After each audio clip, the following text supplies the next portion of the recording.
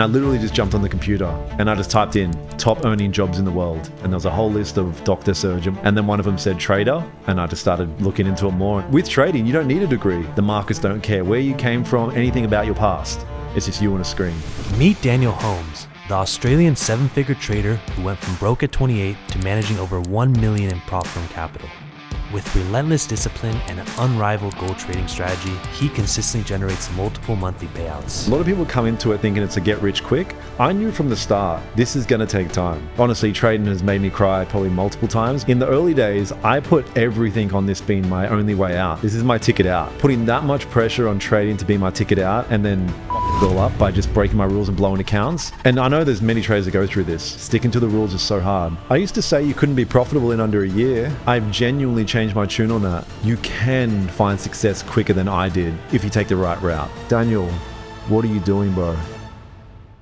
Daniel, pleasure having you on the podcast. How are you doing? Thanks for having me. I'm doing amazing. Glad to be here. I'm super excited to get in this conversation. And before I start things off, I want to ask you one question. If someone were to click on this podcast right now and wonder what type of value they're going to get from this hour-long conversation, what would you directly tell them? Interesting. I guess I would say I would never want to convince somebody that this has value, but all I would probably do is just tell my story, because my story is just a normal guy that found success through trading.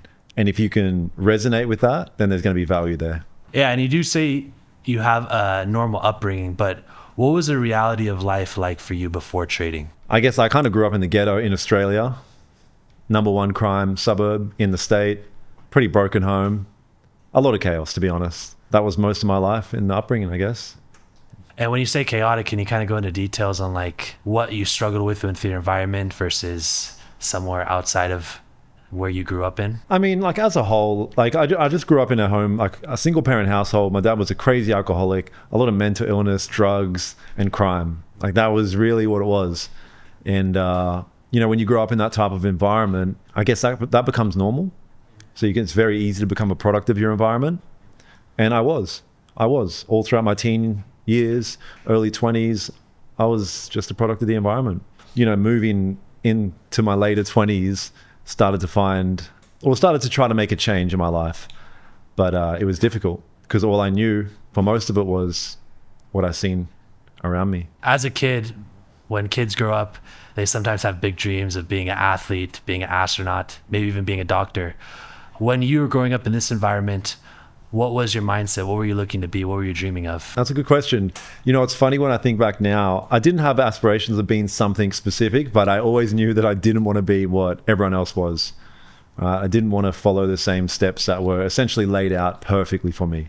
It was going to be so easy for me to be a drug addict, to be a criminal, to be in jail. Everyone in my family went to jail. All right? It was the easy path.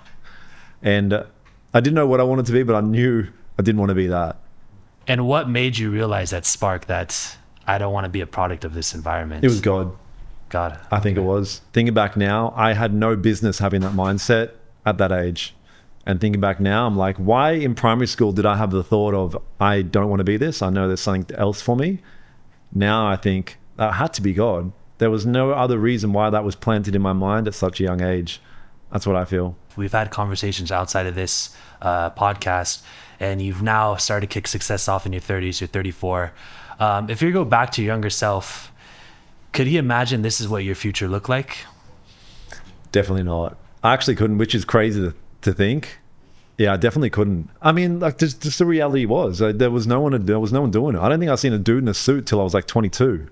You know what I mean? Like it was just like, it just wasn't the environment. No one was doing anything. So, you know, yeah, it's crazy to think. It is crazy to think. I actually don't like to think back too much because then I feel like I start to associate with that person. I had to create a new character.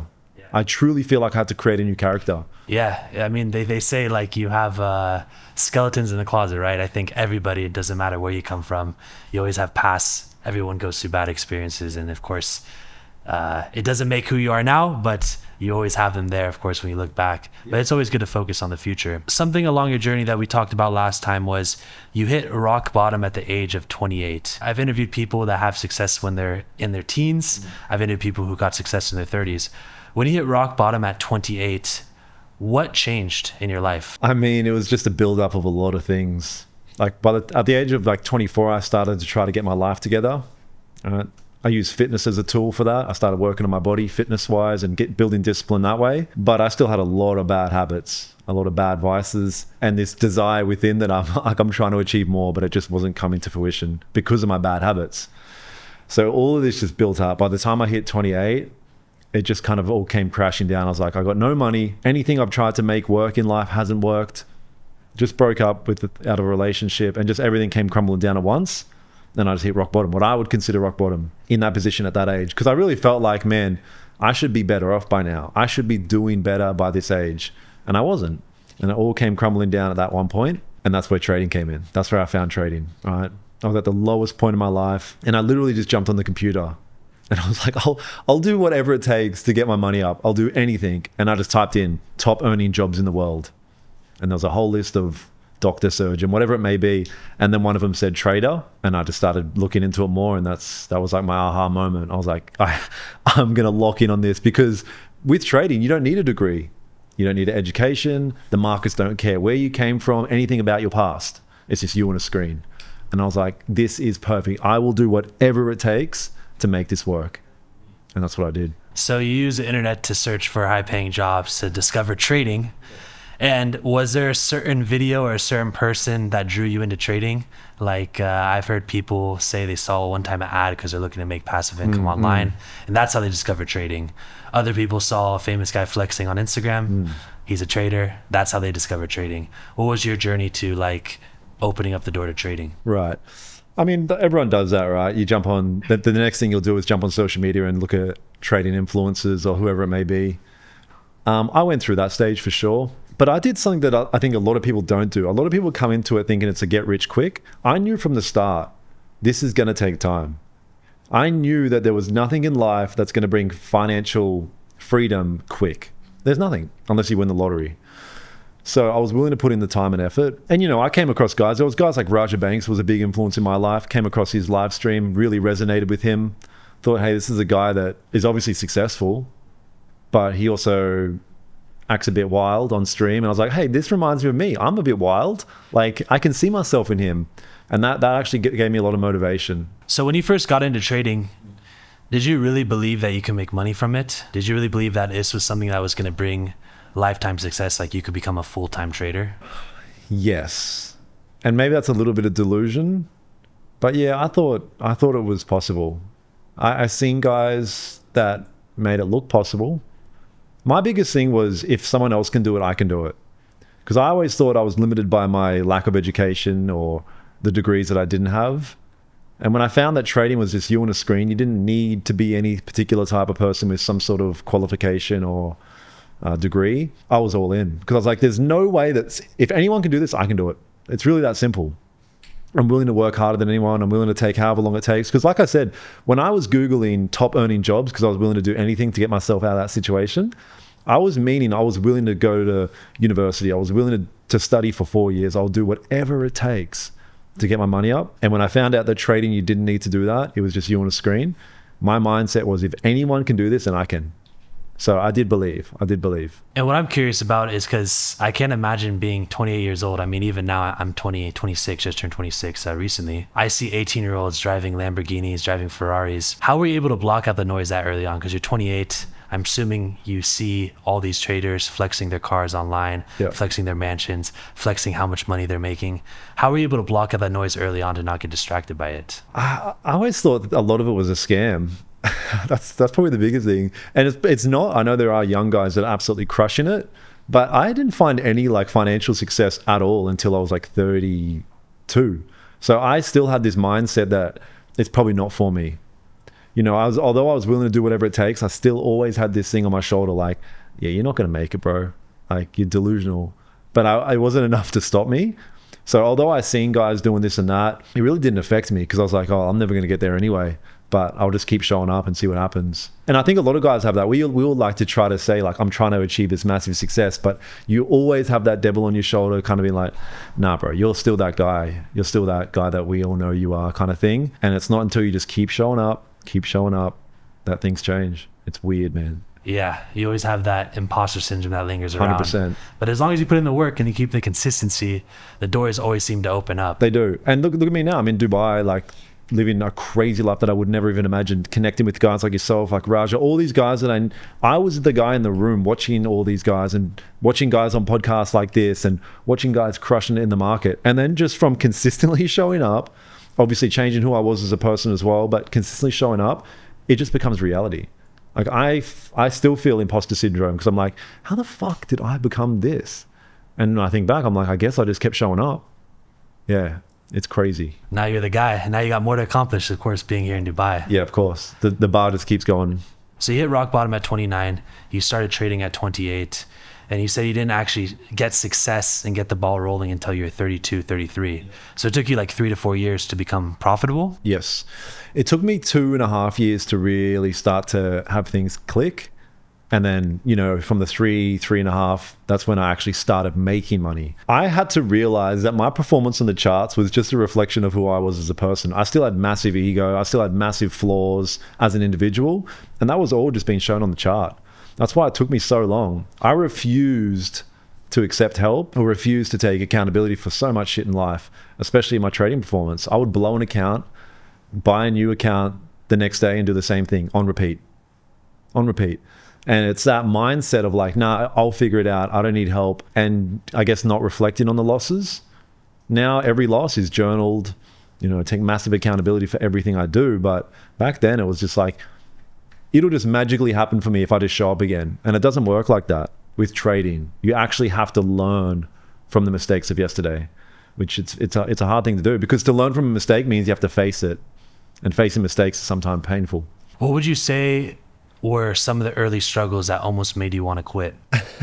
Just having a strict set of rules that I know I need to adhere to.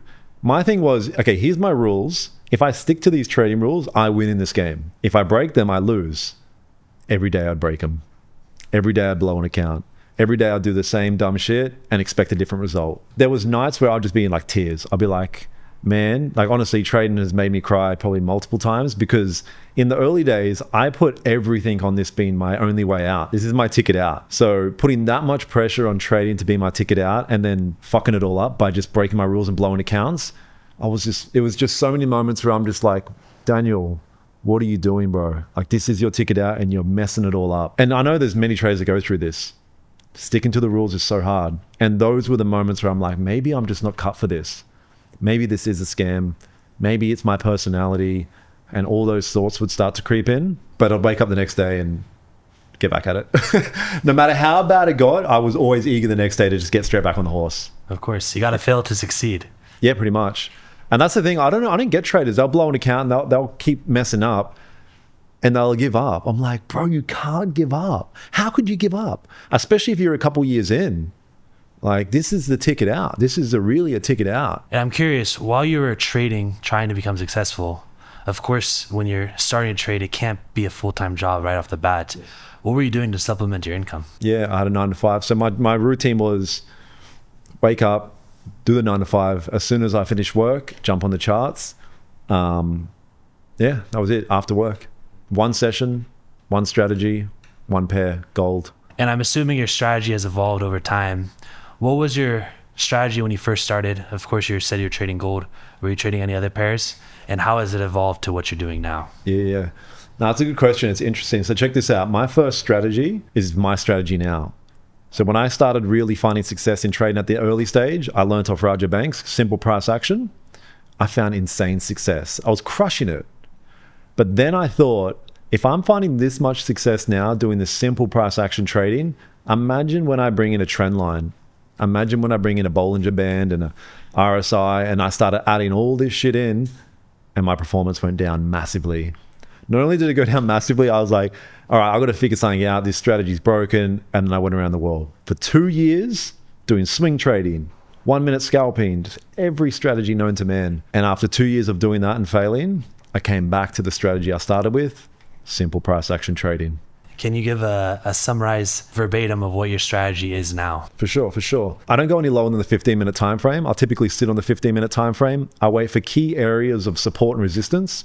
I just like to call it key areas, but people call it support and resistance. These respected areas on the markets for price to either break out of, retest and continue in a certain direction, or bounce off.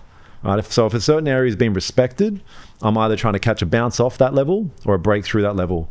I use higher time frame for a confluence. So I'll start at the daily, work my way down, get an overview. And then if I get a breakout or something like that, I'll use like the higher time frames to, give me an increased probability of it going up or not. But yeah, in short, it's just simple price action, breakouts, bounces off, simple stuff. It's funny how traders sometimes overcomplicate trading when it's so simple. But the simple is hard to get to. Yeah. Are you only trading gold right now? Yeah, pretty much gold. Gold, a bit of NQ, but I trade 3 sessions. So I get up at 3:30 a.m. I trade the Asia session at 4 a.m. Trade London, and then a bit in New York. So I'm trading multiple sessions, looking for maybe 1 trade per session. If the strategy works for gold and NQ, why don't you apply it to other pairs to look for more opportunities maybe during the market? It's exactly that. More doesn't necessarily mean more. Yeah, and it's the same thing with like trading strategies. Like the more I get into trading and deeper I get and more experience, the more I'm actually trying to make it more simple. But yeah, I don't need to. Like if I can get 1 good trade a day, I'm happy. Because the more exposed this is what I found the hard way, the more exposed I am to the market, the higher the probability that I'm going to give money back unnecessarily and finish the day red. You're someone that has $1 million in funding. When you first started off your trading journey or you started getting success, was that through live trading and racking up your money, or were you just taking the full prop firm route to secure funding? No, it was always prop firm. So my whole thing is I didn't have money. So I was like, I want to trade, but I have no freaking money. And that's where like prop firms gave the opportunity to kind of enter the game for a low fee. And prop firms have changed my life, man.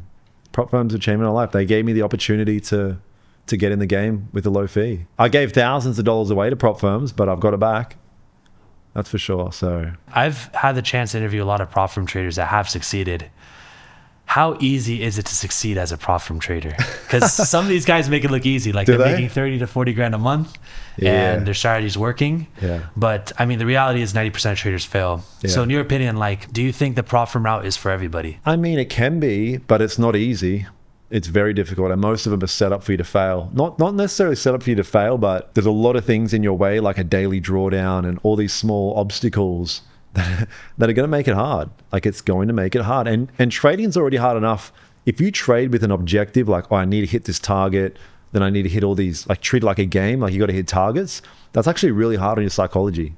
Your only goal when you enter the market should literally be like, is this a good trade? But when you're trading prop firm, it's like, oh, I've got to hit this amount of trades, and oh, I can't let this happen and that happen. There's all these objectives. That actually unknowingly is hard on your psychology. It takes a while as a trader to develop that right type of psychology. So it's not easy. Look at the prop firm statistics. It's like everyone gets cooked. It's like 95% fail challenges, and then only like 1% to 2% actually get a payout. It's crazy statistics. In, I think, all of that fixed industry, there's a lot of course, scams and failures that have gone around with forex brokerages and prop firms. Do you think that the full-time prop firm trading lifestyle is something that's going to be here for the long term, or do you think that's going to be a kind of a short-term thing that could only last a couple more years? Damn, I hope not. What underground knowledge do you have? No, I think it's going to be around for a while. There's probably going to be regulations, but like FTMO has been around for so long. Maybe regulations will come in, but I don't see it completely going away. Do you? No. I just see more regulations coming, of course. It's a good opportunity for people that have no capital to gain capital, because trading is all about making small percentages realistically. But in order to do that, you can only make money if you have a lot of capital.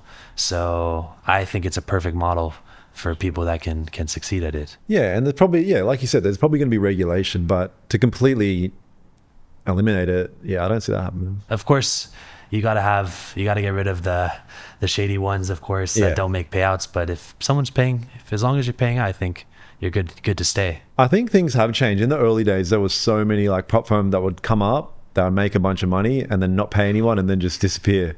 But then the owners would start a new one with a new name, and yeah, of course. And you're someone who live streams 5 times per week. You've built a substantial social media following. What made you start social media and start teaching people how to trade? I mean, the social media was only ever live streaming. It was just show up, press record. Because one day I was like, you know what, man, I want to take this extra serious. So let me just record myself, because I'm not going to break my rules if I know I'm recording. Someone could watch this and be like, "Hey, look at this dude going on tilt. What a psycho." So I was like, I'm not going to do anything crazy if I'm filming myself. So that's all I did. No one was watching. I was talking as if people were there, but no one was there. But then someone showed up, then 2 people, then someone commented, and it just kind of grew from there. So I never actually had an intention to make trading content. But with the audience that grew from the live streaming, I was like, maybe I'll start an Instagram page or a TikTok page, and things just picked up. People asking questions. Well, let me make a video about it. And I started making videos about questions people were asking, and yeah, it just kind of organically grew, which is, I think, is the best way to do it. A lot of people go, let me start making content because I want something out of it. How long were you running your live streams for before you saw success with it?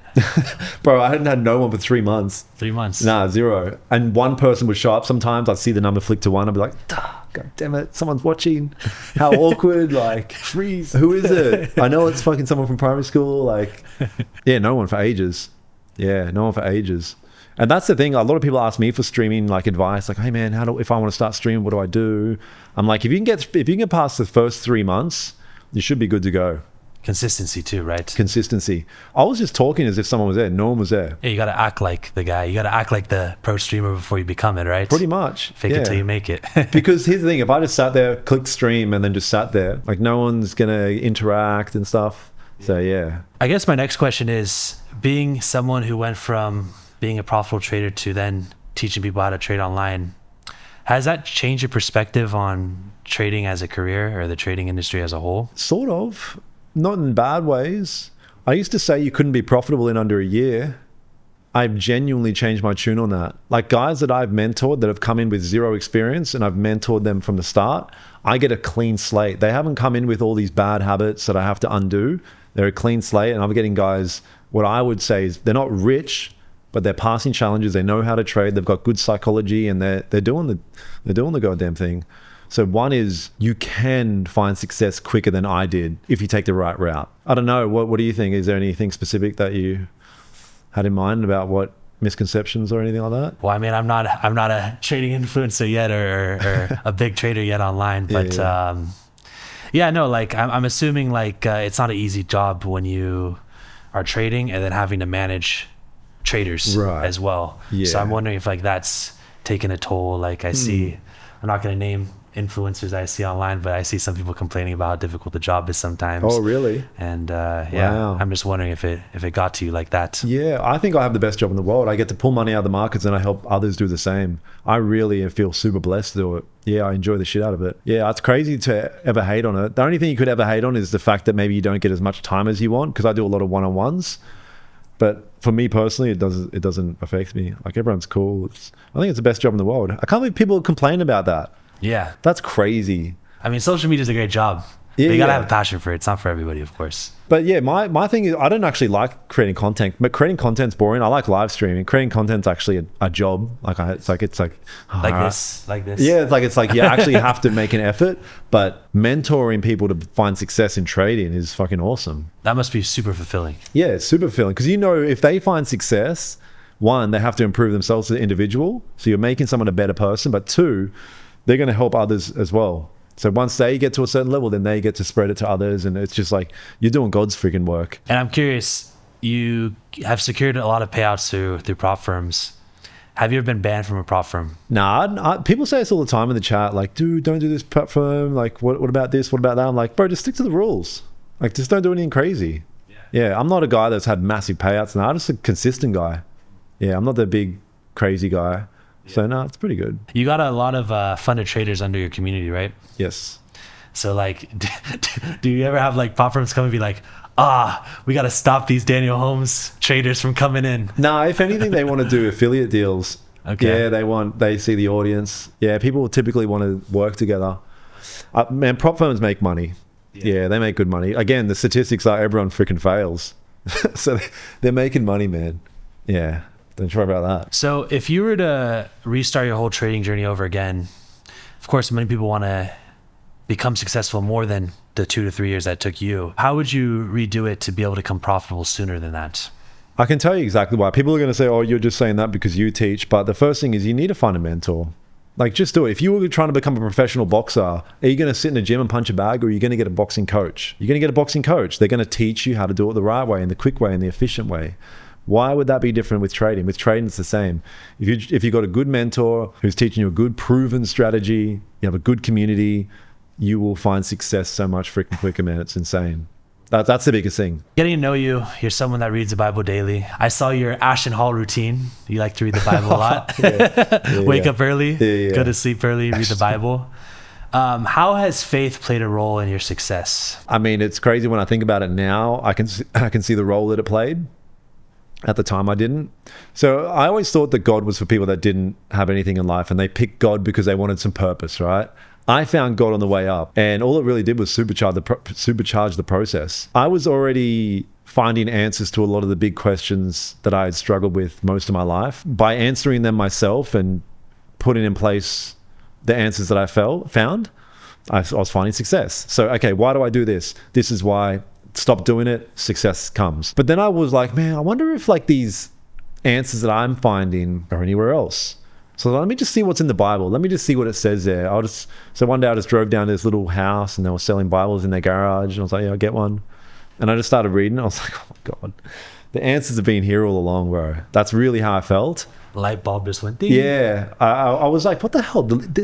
This is exactly what I've been thinking and feeling, like, and which I've been using to find success. So I guess that was, I don't know, I'm not saying it right, but that's how I kind of came across God. And ever since then, I just kept reading the Bible, kept trying to just move closer to that direction. I say it like this: you can just do what the Bible says, and I believe that your life will get substantially better. But that's just by doing the physical act of doing what the Bible says. But then you're also favored in the spiritual realm. So you're also guided in the spiritual realm. So then that just supercharges everything. That's how I feel. I think faith is the only thing that can bring inner peace to yourself. And of course, you got to put in the work. But if you put in the work with faith behind you, then you know you can never fail. Yep. Yeah, you're a God-fearing man. Yeah, of course. Yeah. You have to be. Especially in a place like Dubai, you know, it's so, religion's so strong here. After finding success already, how did faith flow with your trading? Okay, I guess the best way to answer that is, and I said it before, which is your performance on the chart is a direct reflection of who you are as a person. So faith has made me become a better person. I don't drink anymore. I don't smoke weed. I don't do any of these bad habits that I used to do. Right. And a lot of that I stopped when I started moving closer to God. Because here's the thing. Okay, if you want to be a successful trader, it's unusual. It's a very low statistic of successful traders. So if you want to be in the bracket of the successful traders, which is very unusual, you're going to have to be relatively unusual as a person. What's an unusual person? Super disciplined, does no vices, is strict to God, has early wake-ups. These are all things that I had to become to find success. I guess a lot of that stemmed from, just moving closer to God. He said, God doesn't want you to do drugs. God doesn't want you to be an alcoholic or do all this dumb shit. I'm still trying to understand my relationship with God, to be honest. I'm still trying to understand the saying alone, God-fearing. I feel that now. I never used to like that. I was like, God-fearing. I don't want to have to fear anyone, but it's not you're fearing God. It's you're fearing if you act out of accordance with what essentially God wants, you'll pay the price. Yes. Yeah. So you should be actually fearing your own actions. That's really what it is. Yes. Yeah. It's crazy what a strong belief in God does to you. Yeah. And the relationship with God, I feel like is never ending. It's going to go on for the rest of your life here. And of course, after going back to trading, of course, I guess the single biggest lesson that is taught you is it reflects who you are as a person outside of the charts. Is there any other lessons that you've learned from trading? I mean, just my personality. Yeah, just personality. I would blow an account, next day do it again. It's impulsive nature. Everyone has an impulsive nature. It's going to highlight all your flaws. For me, that impulsive nature had to stop. How do I stop it? Well, let me look outside of the charts. Am I impulsive outside of the charts? Yeah, I am. So work on it outside, and it's going to reflect in the charts. I think I say it all the time, trading is the best personal development tool. Because once you see who you really are on the charts, then you go, okay, man, this is who I really am. I guess I've got to work on that outside of the charts. And then you'll get that correlation. You'll become a better trader. As cliche as it sounds, I hear it from so many traders. Do you? Even myself too, yeah. Everybody says it. And even some traders I know with faith, they say that That's how they tie faith into trading, is that like it's a reflection of who you are. So you guys are kind of spot on with that. We definitely got to have a podcast too with some of that as well. Yeah, that's interesting. Talking religion and trading. What made you make the move from Australia to Dubai? I mean, it's probably the same reason why I quit my job. Like, I feel like it was a calling. I feel like it's always been there. Just do it. If I feel a certain thing, I'll just act on it now. Yeah, I felt, hey, get out of Australia, move to Dubai. Okay, done. Obviously, there's benefits, tax benefits, but most of it was just I was being called to do it, so I just did it. I didn't fuck around. I just booked all the stuff, got it all done, and just booked a flight. Something had to influence you. Like, was it someone on social media posting about it? Bro, I swear to God, I promise it was nothing other than a feeling. And there's nothing, I don't have I have a sister and a niece, but I don't have like, kids or anything keeping me in Australia. Yeah. So like, just go. Like, obviously there's the tax benefits, but other than that, it was see you later. Nothing to lose. Yeah, nothing to lose. Because I knew coming here, bro, I was going to be forced to level up. That you hear a lot of things of like, you stay in your hometown, it's going to be hard to grow. It's kind of true, I think. So true. We were talking about that. You need to get out of your bubble. You do, hey. I go back to visit, of course, back in California, where I'm originally from. Yeah. And I see people from high school who are the exact same. And the blessing that moving outside of, even if it's outside of your state, outside of the country is even better. But just getting outside of your hometown where you grew up in, it does wonders. It really does wonders. Yeah. Yeah. And that, man, where else is there to like level up than Dubai? Everyone's crushing it. It's the new American dream. I call it the Dubai dream. Really? Yeah. Yeah. So, I mean, yeah, I thought it was a good choice. I'm assuming you're going to be here for a few years. Forever. What are your goals for the next 5 years? What are you currently working on other than trading? And what are you planning to build? I want to become a trillionaire. No, I mean, just everything. Just level up in all departments. Yeah, just keep crushing it with the trading. Like, I have some other businesses that I'm working on, and people think like if you're a trader, you have to be just a trader. It's like, bro, that's not how the world works. Like, if you're a smart business person, you want multiple streams of income. So yeah, there's other things I'm working on the side, and yeah, just trying to become better in all departments, really. And what about personal? Like, are you trying to have a family? Are you trying to be a bachelor? Man, when I'm on my stream, people are like, dude, go start a family. I'm like, soon. Yeah, I guess I'll start a family soon. Man, this is all new to me. Like I said, I'm 34. I only found success like a year and a half ago, right? This is all new to me. So my whole thing was, remember how I said when I hit rock bottom, I said, I'm not starting a family. I'm not doing anything until I get my money up. Well, I'm finally getting there. And, but it's still fresh. I'm still like, what the hell? I'm in Dubai. It's very refreshing to hear, because you, like I continue to say it on this podcast, like there's young people getting married, having families. There's young people making millions. And sometimes you kind of compare yourself. And everybody has their own pace and journey. And I hear so many people that don't get successful until they're 30. And there's nothing wrong with not starting a family or not getting success until you're 30. So it's very refreshing to hear that. What does success mean to you? Oh, wow. It's so broad. Is it $1 billion? What is it? I mean, there's definitely a level of financial success, not having to worry about money. Bro, the most pain I've ever felt in my life, throughout my life, has been the lack of money, personally. That's where the most pain has always came. My whole thing has always been, I need to get to a point where I don't need to worry about money. I don't need to become a billionaire, but I just don't want to worry about money anymore. That's the biggest thing. And then obviously the person you are. Like you said before, I've got the Ashton Hall routine. I don't ever want to break character. That's what it is. I had to become this person to be in this position. People say, oh, that's fake. No, it's not. You're a character right now. Everyone's a character right now. You're just a build-up of all these personalities and all these things that you developed as you grew up. So was I, but I had to change that because that version of me wasn't doing shit. Obviously, financial success, not having to worry about money, the individual that you are, no vices, no negative traits and behaviors. The biggest thing is, okay, this is interesting. The biggest thing is, you would know this as a man of faith. Mm-hmm. What are you giving to the world? Because I think the idea is the person you become, and then you give that. Yeah, I think money is pretty empty, but making an impact is, of course, cliche as it is the most important. It's all you can do, because you're going to be dead. It's a fulfilling part. Yeah, it's all you can do. What are you going to do when you're gone? Are you going to leave any positive impact? And you talked about being disciplined. I went to your house the other day and I saw your big whiteboard of literally broken down, I feel like, in 15-minute sectors. Can you explain to the audience your Ashton Hall routine? Really? Like the actual routine? Yeah, go through the actual. We're going to clip this, so okay. That's why. All right, so the actual routine is the 3:30 a.m. wake up. 4 a.m. I jump on stream. trade the Asia session with the mentorship community, finish up at 5:30, 6 a.m., go to the gym, 7 a.m. beach is walking distance, come back maybe, I guess 9:30, have breakfast, clean up, get ready at 11 a.m. for the London stream. I trade the London session, finish up at 12:30, 1, create content from 1 to maybe 3 to 5 one-on-one sessions with the mentorship community. 5 to 7, get ready for dinner, get ready to slow down. 7 to 8, Bible, journal. 8 to 9, sleep. That's a daily routine. If I break that routine, I'm done for. I might as well go back to Australia, blow all my accounts, and just flush everything down the toilet. Honestly, bro, the routine is the only thing that keeps me alive. It really does. Because without that, I'll get flown around where life takes me. Yeah, personally, I have to say super strict. Because my personality, like I said, my whole life, I've had addictions, I've had all these negative traits. If I don't force myself to say super strict, I'll just my natural state is to fall into darkness, personally.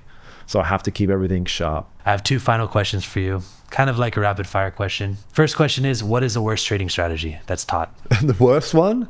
Damn.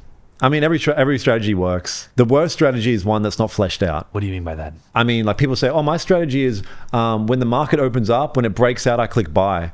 And I'm like, yeah, but what about when it's this and that and what, there's like so many nuances of a strategy that people have one part of it fleshed out, but not everything. And what's the best piece of trading advice you can give to being on the charts? The best piece of trading advice for being on the charts?